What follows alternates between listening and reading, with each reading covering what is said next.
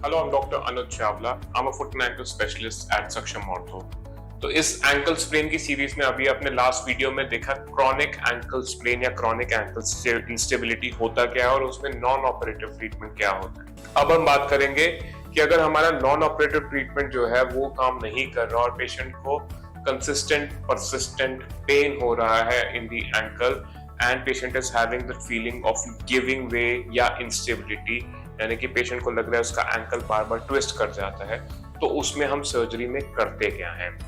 तो जनरली जो है अगर आपको अगर ये वाले कंडीशन जो है ये रह गए हैं और ये 6 महीने से 1 साल तक हैं और एमआरआई पे हम देखते हैं कि एटीएफएल या जो लिगामेंट आपका है एटीएफएल और सीएफएल या तो वो टूटा हुआ है या वो टूट के जुड़ गया है लेकिन रीमॉडल तो हो गया है बट वो थोड़ा मोटा या थोड़ा पतला हो गया है, या कई बार वो एकदम ठीक भी होता है लेकिन जब आप एग्जामिन करते हैं तो उसमें वो इनकॉम्पिटेंट है या अनस्टेबल है, तो उन केसेस में हम जनरली लिगामेंट रिपेयर सर्जरीज करते हैं।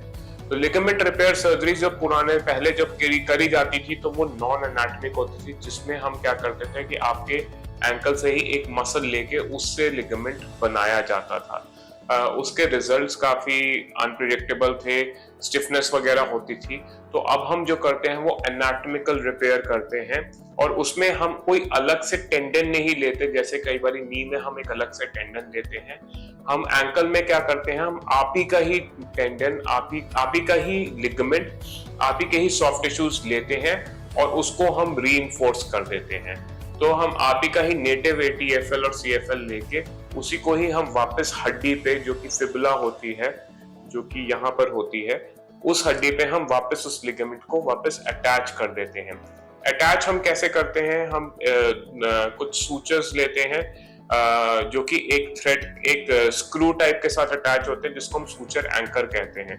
तो वो जो है वो एंकर जो है वो हड्डी के अंदर एंकर करता है और उसके अंदर से जो थ्रेड्स निकलते हैं उससे हम लिगामेंट को रिपेयर और रीइंफोर्स करते हैं। तो ये हमारा एक स्टैंडर्ड टेक्निक है। इसको करने के 2-3 तरीके होते हैं। सबसे कॉमनली और जो सबसे ज्यादा स्टैंडर्ड तरीका है वो है ओपन टेक्निक, जिसमें कि हम इंसिजन दे के करते हैं। फिर दूसरा है एक आर्थ्रोस्कोपिक टेक्निक, यानी कि कीहोल सर्जरी से करना। And what I normally do is a percutaneous technique, जिसमें कि मैं छोटे से लगभग 1-1.5 सेंटीमीटर का कट देके उससे मैं ये सर्जरी करता हूँ। तो ये सर्जरी जो है this is what we call as ligament repair. But कुछ केसेस ऐसे होते हैं जिसमें हमारे को इसमें थोड़ा सा और एडवांसमेंट करनी होती है, थोड़ा सा और ज्यादा इनको सपोर्ट चाहिए होता है, क्योंकि उसमें या तो उनकी एंकल बहुत ज्यादा लूज है, वो हाइपर फ्लेक्सिबल है, या फिर वो एक स्पोर्ट्स पर्सन है, एथलीट है, जिसमें रिस्क ऑफ एंकल ट्विस्टिंग जो है वो बार बार होता रहेगा। तो उन केसेस में what we do is we do a technique called as internal bracing. Internal bracing क्या होता है कि it is like a seat belt, जो कि हम एंकल में लगा देते हैं, जिससे कि क्या है कि वो जो वो आपकी ट्विस्टिंग हो रही है वो उसको भी रोकती है। तो this is what we do an internal bracing in certain subset of population as well. उसमें पूरा ओपन टेक्निक होता है जिसमें कि हम उसको लगा देते हैं। रिकवरी की जहां तक बात करें तो हम रिकवरी में इसमें सबसे इनिशियल पीरियड जो है शुरू के 2 हफ्ते का एक प्रोटेक्शन रहता है, जो कि हम एक प्लास्टर के सहारे देते हैं। फिर उसके बाद वो प्लास्टर जो है 2 हफ्ते के बाद प्लास्टर और टांके निकालने के बाद हम एक बूट देते हैं, जो कि रिमूवेबल बूट होता है, जिसके अंदर हम हवा भी भर सकते हैं। It is called as pneumatic boot. वो लगा के हम पेशेंट को चलाना शुरू कर देते हैं after the 2 weeks.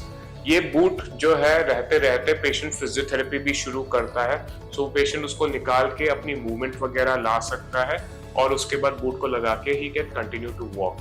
And the boot will stay between 2 to 6 weeks, यानी कि टोटल 1.5 महीने आफ्टर सर्जरी तब तक जनरली वो बूट रहता है। उसके बाद हम उस बूट को हटा देते हैं और उसके बाद हम पेशेंट को एक सिंपल सा एंकल ब्रेस दे देते हैं। रिहैब जो है इस टाइम पे ज्यादा एग्रेसिव होता है। इसके बाद हम रेंज ऑफ मोशन के साथ साथ स्ट्रेंथनिंग एक्सरसाइज और बैलेंस और प्रोप्रियोसेप्शन सेंसेशन के लिए भी एक्सरसाइजेस वगैरह करते हैं। 3 मंथ्स पे पेशेंट इंडिपेंडेंट वॉकिंग करना शुरू कर देता है। तो इसका अगर हम आउटकम देखें, अगर आपको पेन और इंस्टेबिलिटी है तो आफ्टर दिस सर्जरी जनरली ये सेटल हो जाता है and most of the patients they recover reasonably well after this surgery. It's a very predictable surgery with a very predictable outcome, और वो outcome जो है आपको आ जाता है 3 से 6 महीने के अंदर अंदर, in which you can return back to the sports. अगर आप एक एथलीट हैं और आप हाई डिमांड के हैं और आप अच्छी तरह से रिहैब कर रहे हैं, so this duration can reduce down to as much as 3 months. तो even हम 3 months तक भी हम इसको ठीक और आपको हम स्पोर्ट्स तक वापस लेके जा सकते हैं. So ये था about the surgery and recovery period of an ankle instability या chronic ankle sprain. आशा करता हूं कि आपको ये वीडियो पसंद आया हो. Thank you very much.